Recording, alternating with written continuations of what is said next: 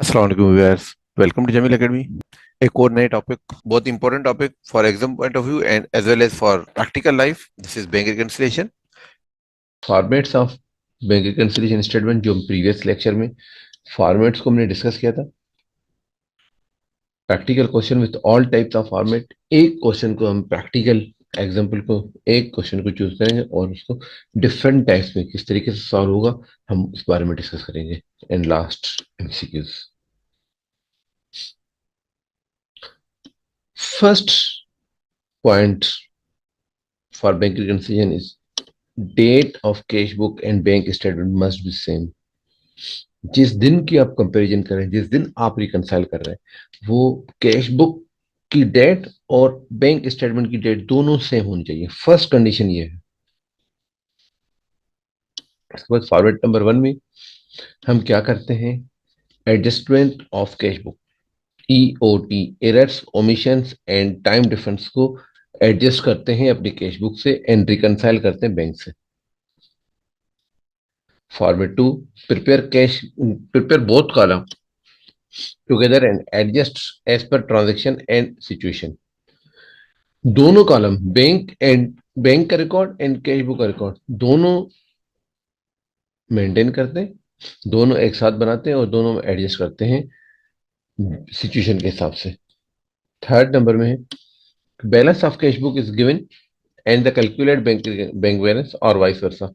आपके पास कोई एक बैलेंस गिवन है, या तो कैश बुक गिवन है तो बैंक बैलेंस मालूम करना है, अगर बैंक बैलेंस गिवन है तो कैश बुक का मालूम करना है।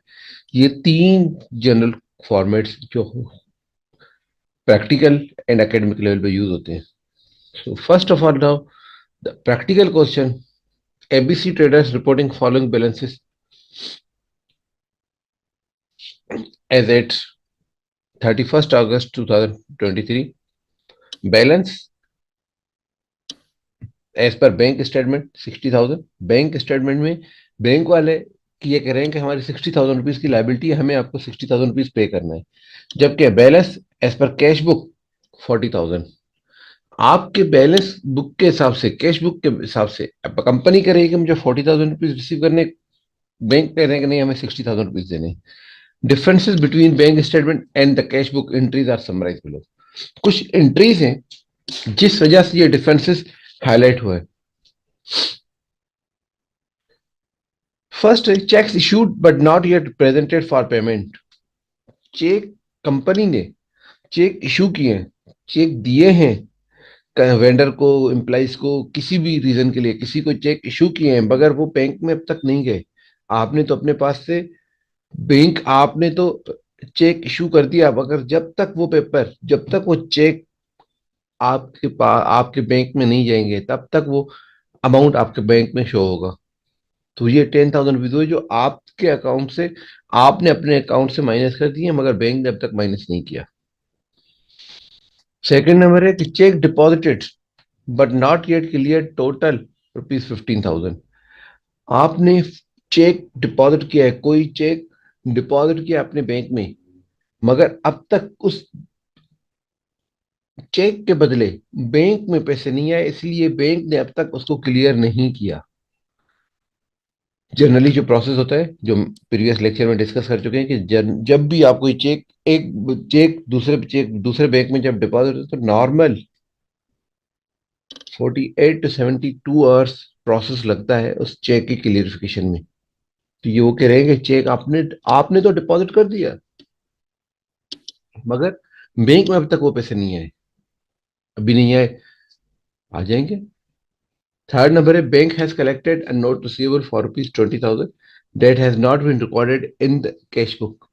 बैंक ने आपके बेhalf पे कोई नोट रिसीवेबल की कोई एग्रीमेंट थी जो आपने रिसीव कर लिया है, बैंक ने रिसीव किया, मगर अब तक आपने अपने पास कैश बुक में रिकॉर्ड नहीं किया।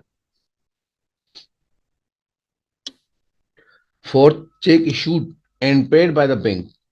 आपने कोई चेक इशू किया है और बैंक ने उसके बदले पेमेंट भी कर दी है, but not recorded in the cash book, total ₹10,000। ₹10,000 का अमाउंट वो है जो आपने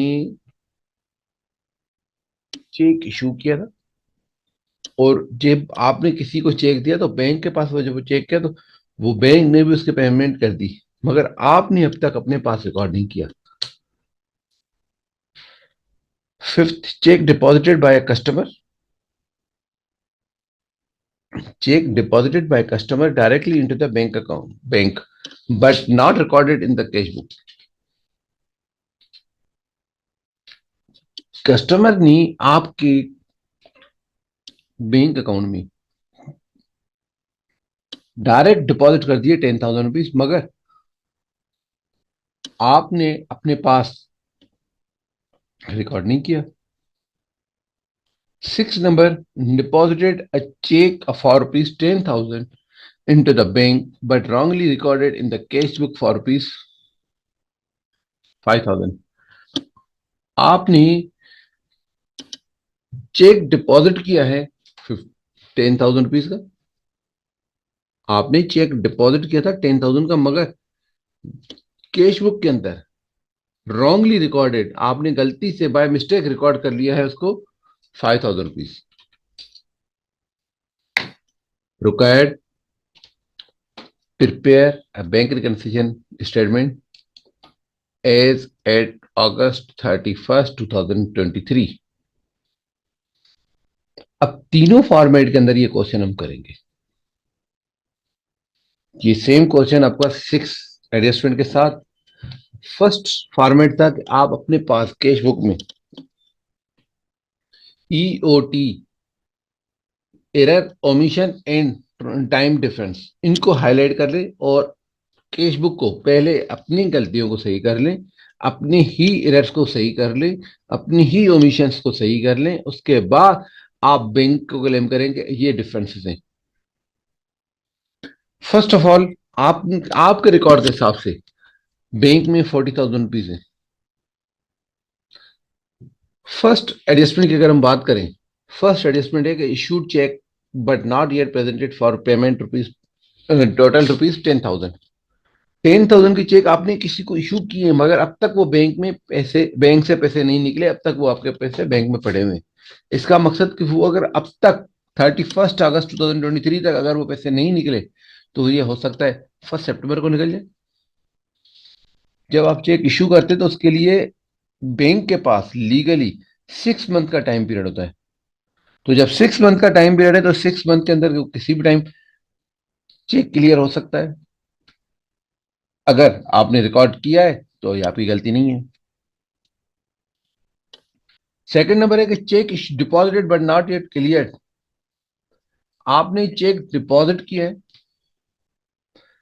मगर अब तक वो चेक क्लियर नहीं हुआ। इसका मकसद, अगर वो क्लियर नहीं हुआ तो ये 15,000 रुपीज का अमाउंट आपने तो अपने पास डिपॉजिट कर दिया, क्या आपके पास बैंक में पैसे आ गए? अब तक नहीं है, not yet clear. It means कि आपके पास ये भी 15,000 रुपीज अब तक नहीं हुए, हो सकता है कल हो जाए, 2 दिन में हो जाए, 5 दिन में हो जाए। नॉर्मल 3 to 7 डेज का नॉर्मल प्रोसेस होता है चेक क्लियर होने में। आपने डिपॉजिट कब किया है डेट मेंशन नहीं है, इसलिए हम इसको ये अज्यूम कर रहे हैं कि ये कभी भी क्लियर हो सकता है। थर्ड नंबर में आपके पास है कि bank has collected a payment from customer for rupees 20,000। आपने, बैंक ने 20,000 रुपीज कस्टमर से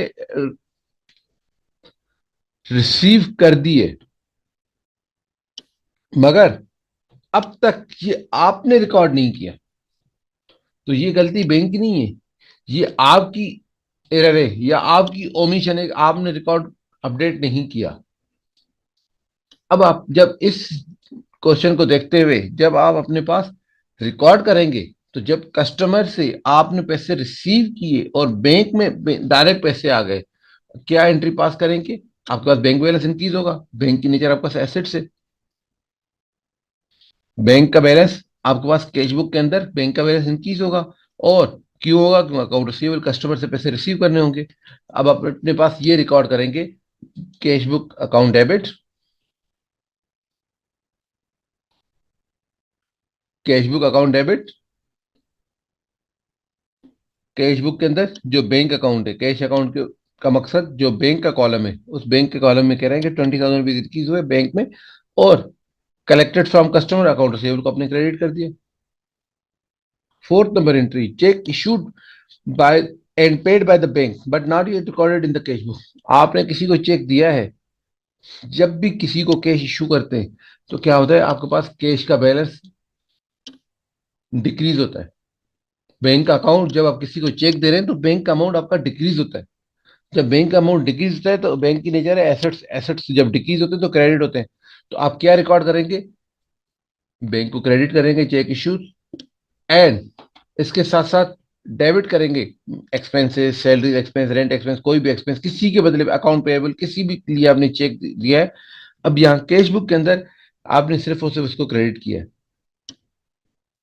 फिफ्थ नंबर की बात, cheque deposit by customer directly in the bank but not yet recorded in the cash book, total rupees 10,000। 10,000 rupees का amount वो है जो आपने, आपके कस्टमर ने डायरेक्ट बैंक में डिपॉजिट तो कर दिया है, मगर अब तक आपने अपने पास कैश बुक में रिकॉर्ड नहीं किया। क्या एंट्री बनाएंगे, आप कस्टमर ने डिपॉजिट किया है तो आपको बस कैश को इंक्रीज करना है, कैश डायरेक्ट डिपॉजिट में cash book debit, cash account debit, account received credit. Six number में, deposited a check for rupees 10,000 into the bank but wrongly recorded in the cash book for rupees 5,000। आपने check deposit 10,000 का किया था, मगर bank के column में आपने record 5,000 किया है। जब 10,000 रिकॉर्ड करना था, आपने 5,000 किया है, तो फर्दर 5,000 और रिकॉर्ड कर लें, cash book debit, account receivable credit. ये आपके पास टोटल 6 ट्रांजेक्शन में फर्स्ट एंड सेकंड ट्रांजेक्शन के अलावा 4 ट्रांजेक्शन ऐसी थी जो हमारी अकाउंटेंट की एरर थी या ओमिशन थी। लास्ट वाले आपने एरर रिकॉर्ड किए, बाकी चारों, बाकी 3 एंट्रीज आपके ओमिशन हैं जो अब तक आपने रिकॉर्ड नहीं की। जो हमारा क्लेम था 40,000, अब हमने कहा कि 20,000 रुपीज एक बैंक ने कलेक्ट किया, 10,000 और कलेक्ट किया, 5,000 रुपीज और हमने गलत रिकॉर्ड किया था, तो हमारे पास 75,000 होना चाहिए था, और 10,000 हमने वो अमाउंट है जो हमने इशू किया था मगर रिकॉर्ड नहीं किया था। तो हमारे पास क्लोजिंग बैलेंस, सीडी बैलेंस जो है आपके पास 65,000 रुपीज होना चाहिए था। अब तक सिर्फ हमने दो एंट्रीज, जो दो ट्रांजेक्शन थे, check issued but not yet present for the payment ₹10,000, check deposited but not yet clear total ₹15,000, ये दो एंट्रीज ऐसी हैं जो हमने अब तक रिकॉर्ड नहीं किए। अब बात करते हैं बैंक रिकंसिलिएशन स्टेटमेंट की। बैलेंस एज पर कैश बुक कितना अमाउंट है, जो रिवाइज कैश बुक था पहले 40,000 था, अब रिवाइज कितना, 65,000। अब यहां पे आपके पास कह रहा था कि पेमेंट इशूड,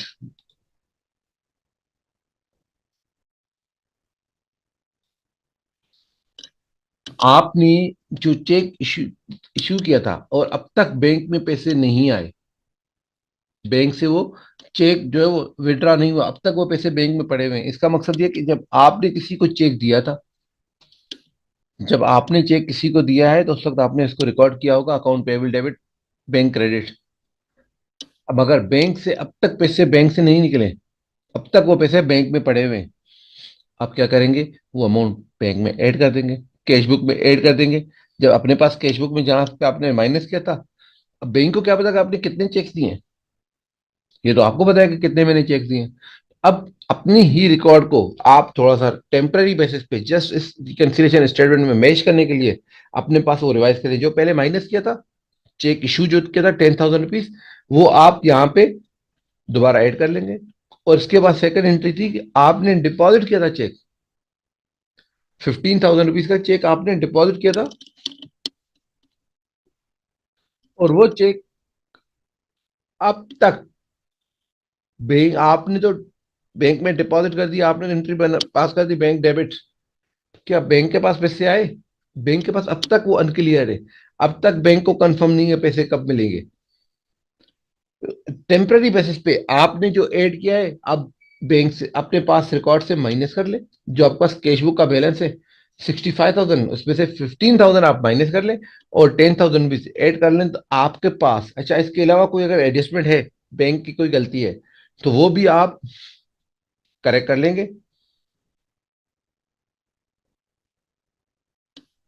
अगर इसमें इस क्वेश्चन के अंदर कोई एरर नहीं है तो प्लस माइनस बैंक एरर होगा ही नहीं। तो बैंक बैलेंस एज पर बैंक स्टेटमेंट कितना है? 60,000।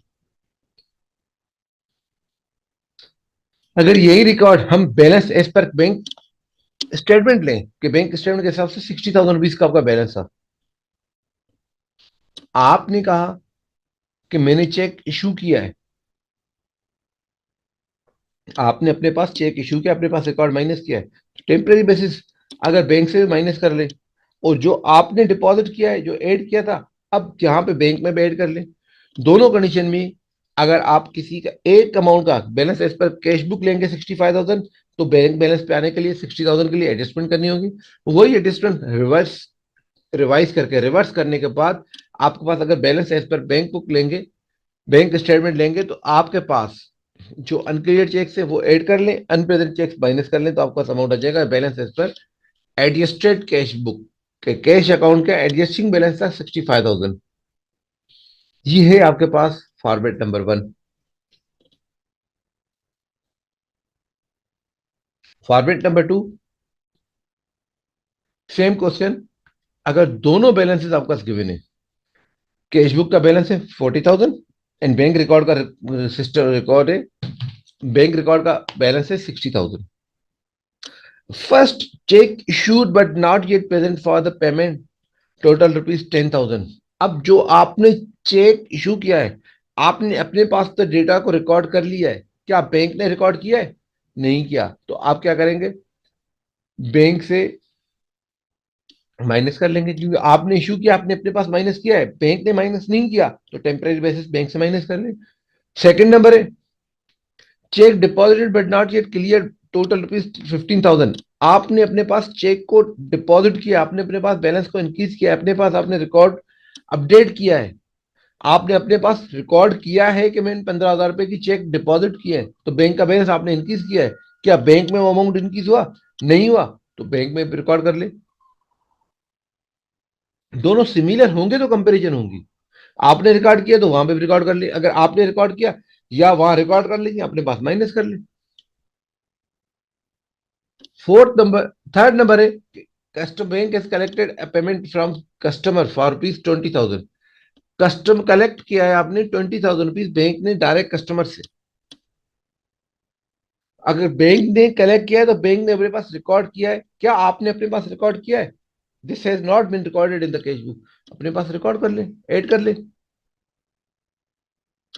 फोर्थ नंबर में cheque issued and paid by the bank but not yet recorded in the cash book total ₹10,000। ₹10,000 का अमाउंट वो अमाउंट है जो आपने चेक इशू किया है और बैंक ने अपने पास रिकॉर्ड करके बैंक ने अपने पास पेड भी कर दिया है मगर आपने अब तक रिकॉर्ड नहीं किया। अब अपने पास आप रिकॉर्ड कर ले। बैंक इश्यू करने के लिए क्या करते हैं? माइनस करते हैं अपने पास balance. Fifth number cheque is deposited by a customer directly into the bank but not recorded in the cash book total ₹10,000। 10,000 रुपए का अमाउंट ऐसा है जो आपने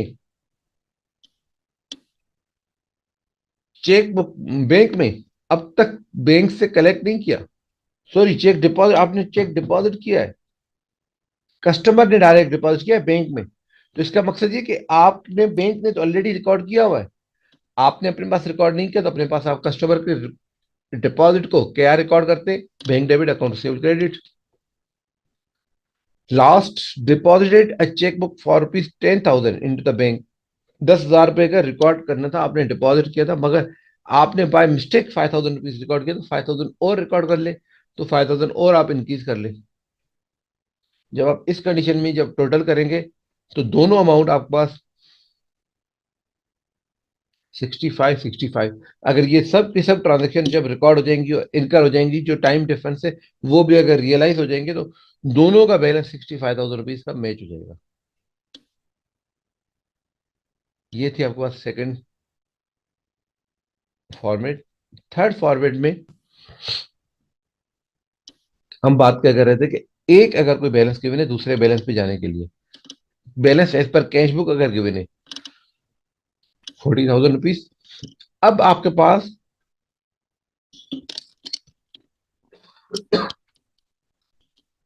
cheque issue but not yet present for the payment, आपने cheque issue किया हुआ है मगर बैंक में अब तक माइनस नहीं हुआ, अब अपने पास ऐड कर ले।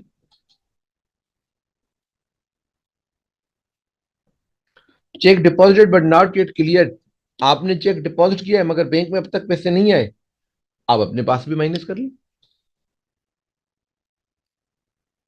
Bank has collected payment from customer 20,000 rupees, bank ने कस्टमर से रिकॉर्ड किया है, बैंक ने रिकॉर्ड तो कर लिया है, क्या आपने अपने पास रिकॉर्ड किया है? नहीं किया, तो अपने पास रिकॉर्ड कर ले।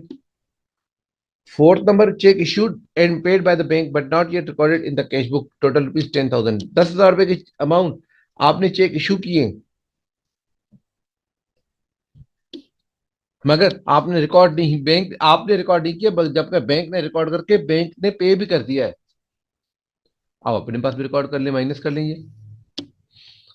Fifth, cheque deposit by customer directly into the bank but not yet recorded, not recorded in the cash book, cheque deposit आपने किए हैं 10,000 रुपए, cheque deposit by customer, customer ने डिपॉजिट किया मगर आपको पता ही नहीं है कि आपके बैंक में पैसे रिकॉर्ड डिपॉजिट हुए, आप अपने पास क्या करेंगे, ये रिकॉर्ड करेंगे, direct deposit by the customers, account receivable debit, bank debit, account receivable credit. Six number में, deposited a cheque for rupees 10,000 into the bank, bank में 10,000 रुपए रिकॉर्ड हुए but wrongly recorded in the cash book for rupees 5,000, आपने deposit 10,000 किए तो इसका मकसद कि बैंक में तो 10,000 रिकॉर्ड हुआ है, आपने रिकॉर्ड कितना किया है 5,000, तो 5,000 आपको और रिकॉर्ड करने, तो आपने और रिकॉर्ड कर दिया। अब आप जब इसकी टोटल प्लस माइनस करेंगे तो आपके पास जो बैलेंस आएगा, बैलेंस एज पर बैंक 60,000, जो क्वेश्चन में भी गिवन है, मगर बात औकात ये बैलेंस क्वेश्चन में गिवन नहीं होता और ये एक्सपेक्ट किया जाता है स्टूडेंट से कि आप हमें बताएंगे बैलेंस कितना होगा। ये मेजर तीन फॉर्मेट्स है। Now it's time to MCQs. First, main purpose of preparing bank reconciliation statement is to know the bank balance, compare the entries of the cash book and bank statement, correct the cash book after comparing the bank statement, reconcile cash balance as per cash book with the bank statement, with balance in bank statement. So option D is correct. Question number 2, if a business commences with the day with the 3,400 in hand, receive and pays out 42,800 and 44,200 respectively during the day, the cash in hand at the end of the day would be 2,000. Bank reconciliation statement is separate statement, is not a ledger, is not a part of a cash book. A debit balance in the firm's cash book will be shown as credit balance in the bank statement. Which of the following are not timing difference and must be adjusted for? Bank charges, direct debit, outstanding check issued but not yet presented, dishonest check। कौन कौन से इसमें से हैं जो time difference नहीं है? Option number 1, 2 and 5, it's all about bank reconciliation. Thank you. If you have any question, you can comment